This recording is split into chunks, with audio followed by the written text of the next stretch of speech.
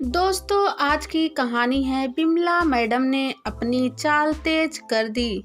वह लगभग दौड़ रही थी, इसलिए उनकी बिटिया सीमा को भी दौड़ लगानी पड़ रही थी। बिमला मैडम सीमा के उस सवाल से बचना चाहती थी जो उसने गेट से बाहर आते ही दाग दिया था। मम्मी, मैं आपकी और बिमल सर की अवैध संतान हूँ। वह बिना कोई उत्तर दिए चली जा रही थी, इसलिए जब उनके बगल से एक ऑटो गुजरा तो उसे रोककर अपनी बेटी सीमा को लगभग खींचते हुए ऑटो में बैठ गई।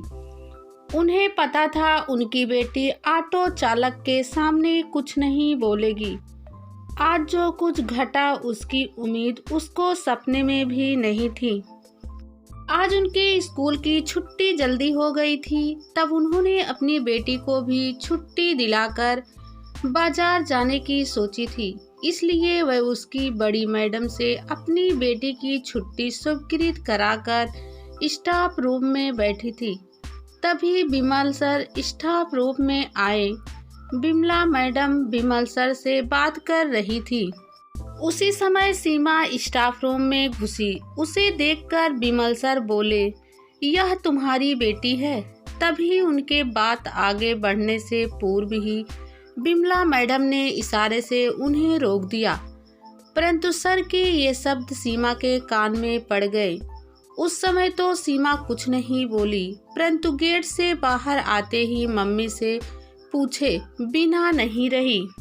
ऑटो में चुप बैठी रही सीमा घर पहुंचते ही बोल पड़ी, मम्मी, आप जवाब नहीं दे रही हो, जबकि मेरी सहेलियों मुझे चिढ़ाती हैं।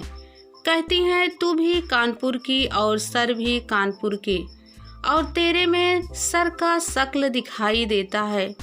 कहीं तेरी मम्मी और सर के बीच अफेयर तो नहीं था? और सर ने भी कहा यह तुम्हारी बेटी है। तब क्या मैं आपकी और सर की अवैध संतान हूँ?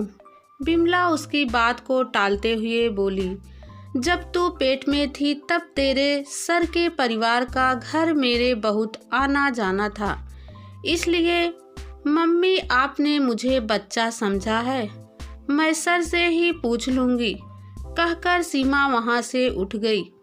बिमला ने उसे रोका नहीं, क्योंकि उनको पता था वह जो सोच लेती है करती है। सीमा चाय नाश्ता कर अपने कमरे में आकर लेट गई। टीवी चला लिया, परंतु उसका प्रिय प्रोग्राम भी उसको शांति नहीं दे रहा था। यह तुम्हारी बेटी है, तभी यही शब्द उसके कानों में बार बार गूंज रहे थे। तभी फोन की घंटी बजी। उसने फोन उठाया। उधर उसकी सहेली मधु थी। तू भी घर आ गई पागल, घड़ी देख 4 से ज्यादा बज गए हैं। इधर उधर की बातें करने के बजाय सीमा ने सीधे ही पूछ लिया, तू बिमल सर का घर जानती है? क्यों, क्या तू भी सर से ट्यूशन पढ़ना चाहती है? हाँ, वह बहुत अच्छा पढ़ाते हैं। अरे हाँ, तेरा विषय तो सर पढ़ाते नहीं है। तुझसे जितना पूछा है उतना बता। उसने फोन रख दिया और मम्मी से बोल दिया, मैं मधु के घर जा रही हूँ, जल्दी घर आ जाऊंगी। कुछ ही देर में सीमा सर के घर पहुँच गई।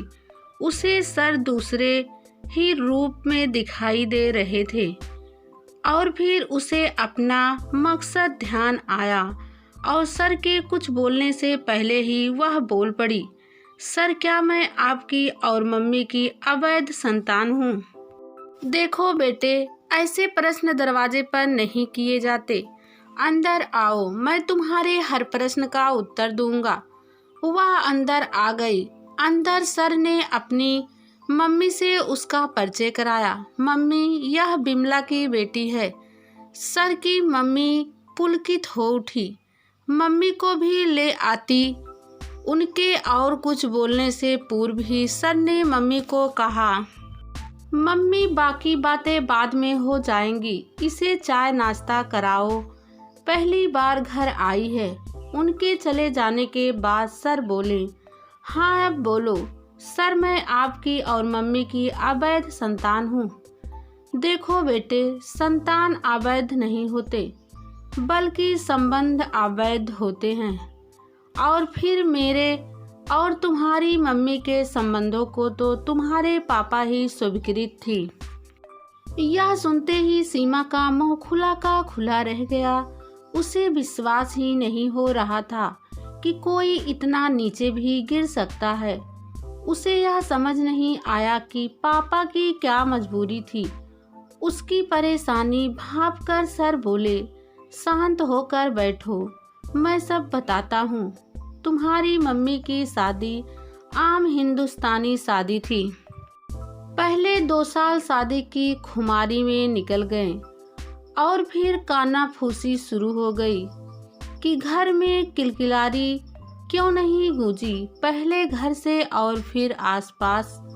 तुम्हारे पापा के दोस्त ताना मारने से नहीं चूकते। उधर उनकी मर्दांगनी पर चुटकुले बनने लगे। साथ ही डॉक्टरी रिपोर्ट में कमी तुम्हारे पापा में मिली। तुम्हारे पापा ऑफिस का गुस्सा घर में निकालने लगे। उन्हीं दिनों हमारा परिवार तुम्हारे पड़ोस में आ गया। तुम्हारी मम्मी कोई बच्चा गोद लेने को कहती तो तुम्हारे पापा नाराज हो जाते। उनको अपनी मर्दांगनी दिखानी थी। मेरे और तुम्हारी मम्मी के बीच निकटता बढ़ने लगी। तुम्हारे पापा ने हमारी निकटता को इग्नोर किया। फलस्वरूप हमारी निकटता और बढ़ती गई और उस मुकाम तक पहुंच गई जिसके फलस्वरूप तुम अपनी मम्मी के पेट में आ गई। वह दिन मुझे आज भी याद है। मैं जब तुम्हारे घर पहुंचा तब तुम्हारी मम्मी के शब्द कान में पड़े। उन शब्दों को सुनते ही अंदर जा रहे मेरे कदम रुक गए। तुम्हारी मम्मी कह रही थी, लो अब तुम भी मर्द बन गए। मैं गर्भवती हो गई। अब दोस्तों के सामने तुम्हारी गर्दन नहीं झुकेगी। मुझे लगा कि मैं सिर्फ एक टूल था जो तुम्हारे पापा को मर्द साबित करने के लिए इस्तेमाल किया गया था। मुझे तुम्हारी मम्मी पर गुस्सा आया।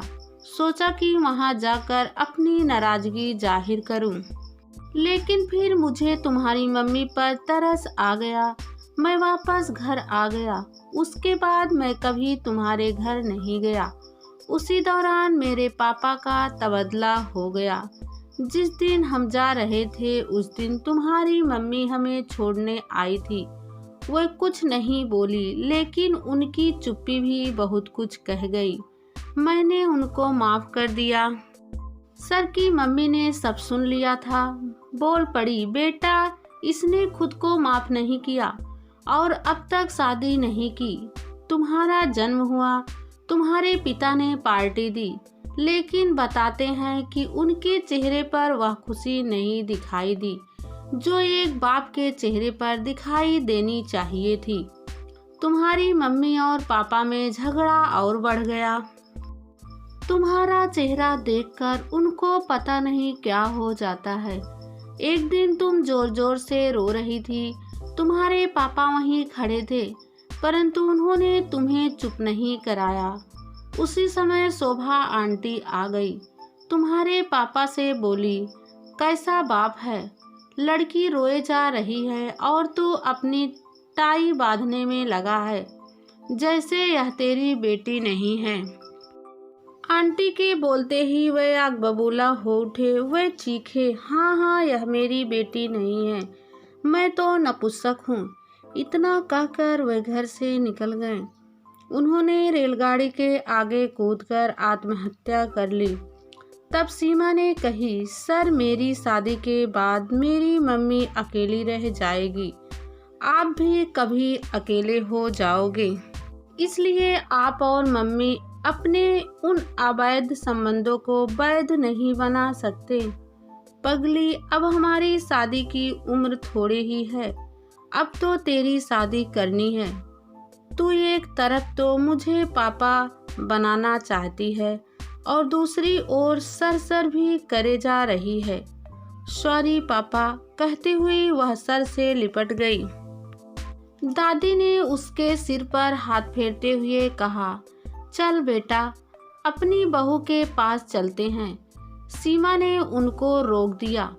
पहले मैं मम्मी से बात कर लूं। सीमा वापस घर जाने के लिए उठ खड़ी हुई। तब बिमल सर उसे छोड़ने आ गए। उधर बिमला सीमा के लिए चिंतित हो रही थी। दरवाजा खोलने पर सामने सीमा ही दिखी। बिमला चीखी, कहाँ गई थी? पापा के पास।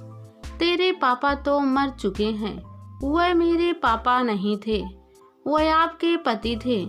और फिर वह तो पति कहलाने लायक भी नहीं, क्योंकि वह तन से ही नहीं मन से भी नपुंसक थे, जो अपनी पत्नी को पराये मर्द के साथ सोने की प्रेरित करता है, मात्र इसलिए कि दुनिया के सामने अपने को मर्द दिखा सके। अपने को मर्द दिखाने के लिए पत्नी द्वारा बच्चा गोद लेने के विचार को भी ना सुने। तब बिमला बोली, इसलिए चुप थी कि यह सुनकर तू मुझसे भी घृणा करने लगती। मम्मी, मैं आपसे घृणा करूंगी? आपने जिस तरह मेरी परवरिश की है उस पर मुझे गर्व है कि तुम मेरी माँ हो। पापा भी ऐसे नहीं हैं। दरवाजे पर मुझे देखकर उनकी नज़र इधर उधर घूम रही थी।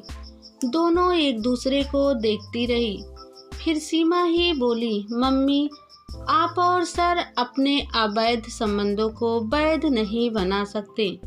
नहीं बेटा, अब मुझे तेरी शादी करनी है, अपनी नहीं। मम्मी पापा को पता है मैं उनकी बेटी हूँ, परंतु मुझे बेटी नहीं कह सकते। मैं जानते हुए भी उनको पापा नहीं कह सकती। लेकिन बेटा, लोग क्या कहेंगे?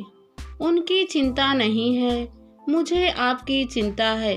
मेरी शादी के बाद आप अकेली रह जाओगी, और उधर दादी कितने दिन की मेहमान हैं।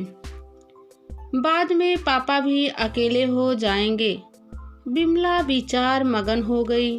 फिर अचानक बोल पड़ी, तू अकेली आई, कैसा पिता है? जवान लड़की को रात में अकेला भेज दिया। नहीं मम्मी, पापा आए थे, फिर अंदर क्यों नहीं आए? मम्मी, मैंने मना कर दिया था।